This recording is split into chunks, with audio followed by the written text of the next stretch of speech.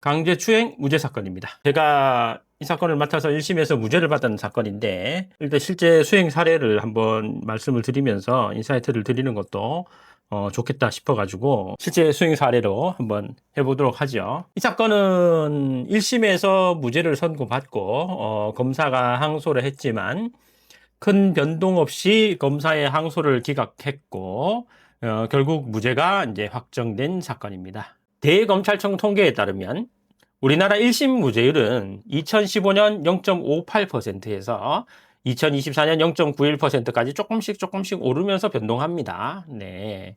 이 2017년도 사건이니까 0.71%죠. 2024년 우리나라의 1심 무죄율은 0.91%입니다. 전국적으로 한 해 기소되는 사람 중에 1% 정도는 무죄 선고를 받는다는 겁니다. 요거에 이 통계가 사건 수를 가지고 통계를 낸 게 아니고 선고 인원 대비입니다. 피고인 수를 대비로 하는 거예요. 그래서 사건으로 따지면 이거보다 더 낮아지겠죠. 왜냐하면 여러 사람이 공범으로 돼서 한 건으로 묶일 수도 있기 때문에. 그래서 이게 높은 게 아닙니다. 근데 사실 1심 무죄율이 1%도 안 됩니다.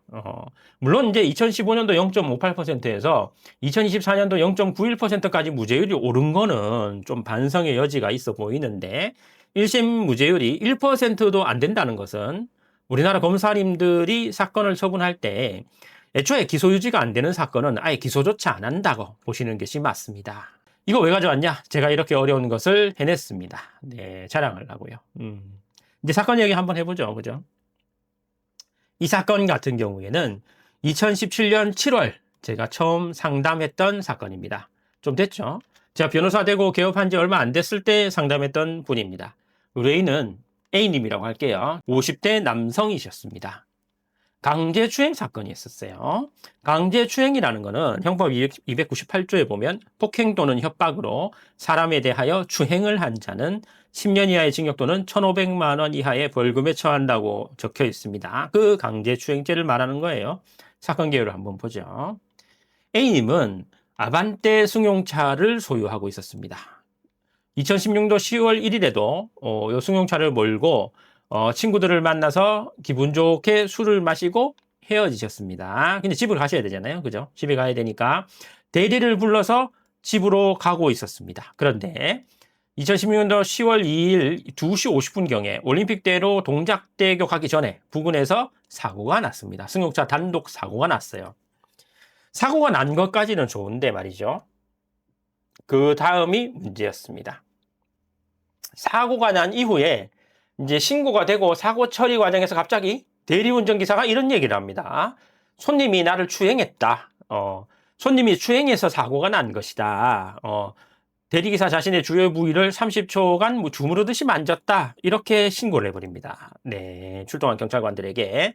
그래서 수사가 시작이 됐습니다. 수사 결과 기소되었고 저한테 찾아오시게 된 것이었습니다. A님은 기소가 된 이후에 변호사를 선임하신 거예요. 이게 좀 이따 말씀드리겠지만 이 사건 같은 경우에는 향후에 제가 이제 리와인드 해보면 이 사건은 기록을 보면서 제가 이렇게 결과를 보면 이 사건 같은 경우에는 수사기관에서 수사 단계에서 저를 찾아오셨으면 아마 불송치 결정이 났을 수도 있다. 그때는 불송치가 아니지. 불기소 결정이 났을 수도 있겠다. 라고 생각했습니다. 그래서 기소가 된 이후에 변호사를 선임하시게 된다 그러면 변호사가 조사하는 과정에 참여할 수가 없어요. 이미 시점상 참여 못 하잖아요. 그죠? 조사 과정에 대해서 변호사가 잘 몰라요. 그래서 웬만하면 수사 시작에서부터 변호사를 선임하셔야 됩니다. 이 사건에서도 수사 때 선임했으면 재판까지 안 갔을 수도 있었습니다. 저는 개인적으로 판단 그렇게 합니다. 기소가 된 이후에 저를 찾아오셨기 때문에 수사 과정을 저는 나중에 잘 몰랐고 나중에 기록을 통해서만 수사 과정을 알게 되었습니다. 자, 상담을 시작했습니다. 상담을 통해서 알고 된 사실. 이 A님은 추행한 사실이 전혀 없다 그러십니다. 그리고 대리운전기사가 그럼 여성이었냐 물어보니까, 왜냐하면 A님이 남성이니까 추행을 했으니까 대리운전기사가 여성이었냐고 물어보니까 같은 남성이라고 그랬어요. 그렇다면 이쯤 되면 안 물어볼 수가 없겠죠, 그 A님한테. 제가 그래서 혹시 성적 취향이 남자를 좋아하시냐고 물어보니까 아니라 그러시더라고요. 그래서 여자친구도 있으시다고 하시고 아드님들까지 있었어요. 결혼해서 낳은 아들도 있었습니다. 그래서 저는 의아해했죠. 그죠? 아무리 술이 많이 마셔도 여자친구가 있다면 성적 취향이 그쪽이 아닌데 50대 남성이 같은 남성에게 추행을 할 사실은 조금 힘들죠. 그죠? 그래서 A님은 확실하게 강제 추행을 한 사실 자체가 없다는 주장이셨어요. 그래서 상담 후에 선임계를 내고 증거 기록을 제가 살펴봤습니다. 증거 기록을 면밀히 살펴보기 시작했습니다. 분석한 결과는 이거였습니다. 1번, 피해자의 진술은 당시까지만 해도 꽤 일관되다. 왜냐? 사고 경위가 단순했어요. 사고 경위가 단순했어요. 내가 대리운전기사로서 몰고 가고 있는데 옆에서 계속 만져서 내가 치워라 이렇게 걷어냈는데 핸들을 잘못 건드려가지고 이거 사고 났다. 이런 거였는데 사건 자체가 단순했기 때문에 피해자에게 불리한 진술밖에 없었고 꽤 일관되었었습니다. 불리하죠. 두 번째는 피해자의 진술은 부인이 일변도였습니다. 피해자는 혐의를 강력하게 부인하는 취지의 진술이 계속되었었습니다. 그래서 그 수사기관도 너무 강력하게 부인을 하니까, 이건 다 진술 준 거잖아요. 둘 다 진술 준 거였기 때문에, 이 DNA 검사를 하기로 합니다. 수사기관에서 피해자의 바지를 가지고, 피해자의 바지를 가지고 피해자의 DNA가 검출되었을지를 한번 검사를 했는데, 불검출입니다. 검출되지 않았습니다. 그래서 또 애매해졌잖아요. 그래서 수사기관이 거짓말 탐지기까지 합니다. 이게 기록에는 피해자는 진실 반응이 나오고 피해자는 거짓 분석으로 나왔습니다. 물어보니까 피해자께서 A님이 당시에 근무 일정이 무리해가지고 몸 상태가 안 좋았지만 자신의 결백을 밝히려고 적극적으로 응하셨다고 해요. 그래서 결국에는 피해자의 진술이 거짓으로 분석이 되어서 기소로 넘어왔었던 겁니다. 사고 당시를 살펴보면 이렇게 진술돼요. 피의자는 몸이 뜨면서 조수석 창문에, 이게 대리운전기사가 운전석에서 운전을 하고 본인은 조수석에 계셨을 테니까 조수석에서 몸이 뜨면서 창문에 머리를 박고 난 이후에 운전석 쪽으로 몸이 이동했다. 사고가 차가 이렇게 돌았으니까. 그래서 그런 진술이 있었습니다. 증거 기록 자체를 보면 피의자가 강력하게 부인하고 있었기 때문에 거짓말 탐지기까지 가서 기소된 사건이었습니다. 그런데 말입니다. 이게 조금 기록만 보면 피해자한테 불리한 기록이잖아요. 근데 저는 증거 기록을 보면서 수사 과정에서 A님이 하셨던 단 한마디 진술이 눈에 띄었습니다. 이 진술을 깊게 파지 못했으면 이제 무죄가 선고되지 않았을 수도 있습니다. 요거 수사기관에서도 눈여겨보지 못했던 진술이긴 한데 무죄가 선고되는 첫 번째 분수령, 그것은 어떤 진술이었냐 하면 A님이 이렇게 진술합니다. 내비 찍어주고 나는 조수석 의자를 뒤로 눕혀서 잠을 잤습니다. 이게 왜 중요한 진술이 될까요? 이게 왜 중요한 진술이 되었을까요? 이 사건에서 눈치를 채셔야 됩니다. 눈치를 말씀을 드리면 A님의 차량은 아반떼입니다. 잡으셨는지 모르겠는데 운전석하고 조수석 사이가 좁아요. 좁기는 한데 조수석 의자를 뒤로 눕힌 상태에서는 성인 남성의 팔이 운전자의 중요 부위에 닿기 어렵습니다.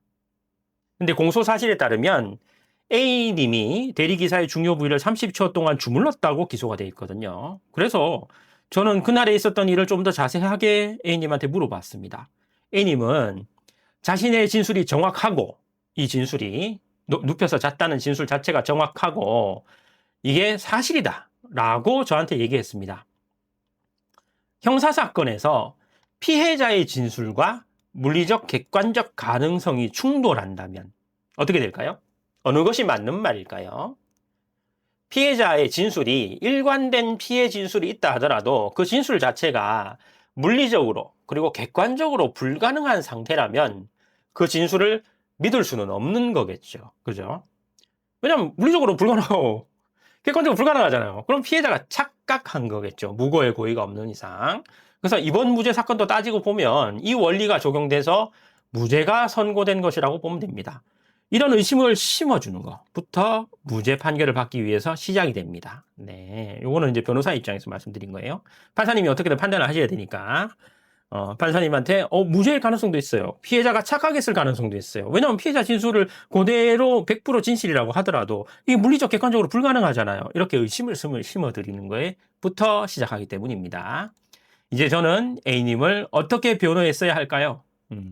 A님한테 저는 빨리 가서 재현 사진 찍어오라 했습니다. 왜냐하면 그때 당시에는 증거기록이 나왔으니까 증거기록에서 피해자의 진술을 그대로 말씀드리면서 요거 그대로 재현해오라 그랬어요. 실제 자동차 내부 구조 사진하고 피해자의 진술을 재현한 사진을 찍어오라고 했습니다. 실제 아반떼, 그렇죠? 아반떼 내부 구조 사진하고 찍어오라 했거든요. 이게 제 기록에 아직 보관 중이긴 한데 방송에는 올리지는 못해요. 그래서 좀 아쉽기는 한데 이 재현 사진들을 보니까 아니나 다를까 조수석이 뒤로 눕혀진 상태에서는 A님의 손이 운전자의 중요 부위에 닿을 수는 없는 위치였습니다. 따라서 이 재현 사진을 첨부해서 판사님께 의견서로 제출을 했습니다. A님은 절대 안 만졌습니다. 안 만졌고 설령 피해자의 진술이 100% 진실이라 하더라도 물리적 객관적 가능성이 없다. 이 사진을 보세요. 이 당시 실제 아반떼 그리고 실제 A님의 자동차 사진인데 이게 안 되잖아요. 이렇게 의견을 말씀드린 겁니다. 이후에 피해자에 대한 증인신문기일이 다가왔습니다. 피해자가 증인으로 출석해가지고 증인신문을 하던 중에 피해자한테서 중요한 증언이 나왔습니다. 어떤 거냐? 한번 볼까요? 잘 보이시죠? 요게 증인신문 조서 그대로 가져온 건데, 피고는 이제 물어보는 거고, 답은 답하는 거예요. 제가 물어본 거예요. 변호인이. 피고인의 진술에 따르면, 피고인은 증인에게 차키를 주고, 피고인의 주소지를 내비게이션의 목적지로 설정해준 이후, 보조좌석 의자를 뒤로 눕혀서 잠을 청하고 있었다고 하던데, 맞습니까? 하고 물으니까, 답. 이거는 증인으로 나온 피해자가 한 말입니다. 대리기사님이. 네. 이렇게 말을 했습니다. 인정을 하셨던 거죠. 이런 사실이 맞다. 그래서 다시 물어봤죠, 제가. 피고인이 좌석을 어느 정도로 뒤로 눕혔던가요? 하니까 어떻게 말씀하시냐? 통상보다는 많이 눕힌 정도였습니다. 여기서부터 이제 의심이 시작되는 겁니다. 판사님의. 제가 의견서를 냈지만 실제로 이게 진실이었구나. 그때 사실이었구나. 아, 진실이라고 하긴 좀 그렇네. 이게 팩트구나. 사실이었구나. 피해자도 이걸 인정하는구나. 이게 이제 복원이 이게 증명이 되는 거잖아요. 이 순간에. 그래서 저는 재현 사진을 제시했습니다. 이 정도 좀 더 뒤로 갔던가요? 이 정도보다 좀 더 뒤로 갔던가요? 하니까 그분이 하신 말이 그 정도인 것 같기도 하고 그 정도로 볼 수도 있겠습니다. 더 갔을 수도 있고 하여튼 45도가 넘어가지고 요거는 사실 저는 진실하다고 봤습니다. 왜냐하면 이 시간이 지금 사고 난 시간만 2시잖아요. 그래 대리운전 기사님이 이렇게 운전을 집중하시는 거지 뒤 옆에 얼마큼 누웠나 이거 보지는 잘 않으실 거잖아요. 그래서 진실하다고 저는 봤습니다. 여기가 한 30도 정도로 보이는데 이거보다 더 뒤로 갔던 건가요? 하니까 잘 모르겠다 하셨어요. 하여튼 피해자 신문 당시에도 A님의 진술처럼 내비게이션 찍어주고 조수석 의자 뒤로 당겨가지고 자고 있었다라는 게 피해자한테도 확인이 되어버리는 겁니다. 그래서 이게 무죄의 두 번째 분수령을 맞게 되는 겁니다. 이렇게 피해자의 진술을 통해서도 확인이 돼버렸던 거잖아요. 그죠? 이 당시 증인신문에서는 이 증언 말고도 이게 내가 초반에 때렸던 거거든요. 초반에 때렸던다. 초반에 제가 반대 신문을 한 거라서 그 뒤로도 여러 신문 사항이 있어가지고 그 이후에 피해자가 되게 모호하게 진술을 해요. 피해자의 진술이 수사기관에서의 진술이랑 미세하게 조금씩 달라집니다. 내가 물어봤어요. 어떤 느낌이셨습니까? 그러니까 목석이 닿은 것 같았대요. 그리고 30초가 아니고 10초라고 얘기를 했다가 주무른 것도 아니고 그냥 닿았던 거라고도 얘기하고 이래서 진술이 왔다 갔다 하세요. 사실 제 생각으로 증인신문 하면서 이번 증인신문으로 이제 일부 이제 성공을 했다라고 생각했었는데 아니나 다를까 선고 결과가 무죄로 나왔습니다. 이게 판결문인데 2017년도 고단이고 강제추행입니다. 제가 변호인이죠. 그죠? 잘 보이세요? 제가 변호인이죠. 피고인은 무죄 이렇게 나온 겁니다. 당시 판사님께서 이제 무죄의 이유를 판결문에 기재를 하셨는데 간추리면 복잡해가지고 1번 피고인은 강력하게 부인하고 있다. 2번 피고인은 조수석 눕히고 자고 있었다. 그 진술하고 피해자도 동일하게 진술한다. 3번 피해자의 수사기관 진술이 법정 진술과도 다르다. 아까 제가 말씀드린 것처럼. 4번 피해자의 진술이 맞다 하더라도 피고인이 잠든 상태였을 가능성을 배제할 수 없어서 고의가 부인된다. 이렇게 되었습니다. 그래서 무죄가 선고됐고 검사님은 항소를 하셨는데 2심에서 항소 기각됐어요. 그래서 대법원까지 가지는 않았습니다. 네. 아까 봤듯이 1심 무죄율은 되게 낮습니다. 작년 기준으로 1%가 안 되잖아요. 그래서 검사님들이 일을 잘하고 계시는 겁니다. 검사님들이 안 될 사건 자체는 기소를 아예 안 하시기 때문인데요. 하지만 무죄 선고 나올 수는 있습니다. 어떻게요? 아까 보셨지만 기록에 대한 정밀한 분석하고 변호를 열심히 하다 보면 무죄 선고가 나올 수도 있는 겁니다. 그래서 초반부에 말씀드렸는데 제가 주목했던 진술 있잖아요. 이 진술이 나왔을 때 수사기관은 생각을 했어야 됩니다. 어떤 생각? 제가 했던 생각이요. 조수석을 높여서 잠자고 있는데 이거 어떻게 닿냐고요. 이게 팔이 얼마나 길길래 유비도 아니고 삼국지에 나온 유비를 보면 뭐 팔이 무릎까지 닿는다 하는데 그런 사람 아닌데 이게 닿을 수 있겠어요? 객관적으로. 그렇다면 요 진술을 내가 수사관이었으면 요 진술을 받은 이후에 바로 피해자한테 확인했을 겁니다. 피해자한테 확인하고 너무 의심스러운 부분이 많다. 해서 불기소가 내려졌을 가능성도 있었던 사건. 제가 선임됐으면 이 부분을 집요하게 물고 늘어져서 불기소로 만들었을 테니까요. 네. 오늘은 강제추행 사건에 대해서 한번 살펴봤습니다. 실제 제가 수행했던 사건이고 어떤 포인트로 어떻게 변론해가지고 무죄까지 이끌어냈는지에 대해서 한번 제 자랑 겸 형사사건에 대한 인사이트 오늘 이렇게 방송을 해봤습니다. 네.